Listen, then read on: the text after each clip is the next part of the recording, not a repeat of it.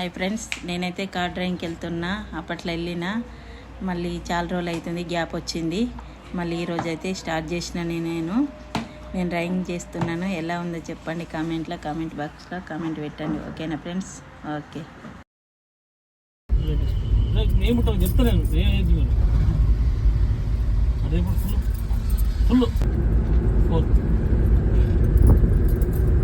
Fourth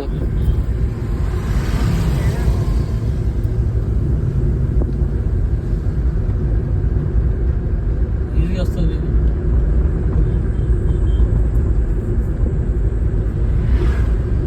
easy చేస్తా కానీ problems వల్ల మర్చిపోతాను.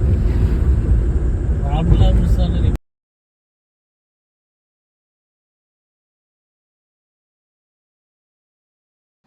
సందీప్ ఎట్లా నడుపుతున్న కారు మర్చిపోయినా ఏమన్నా?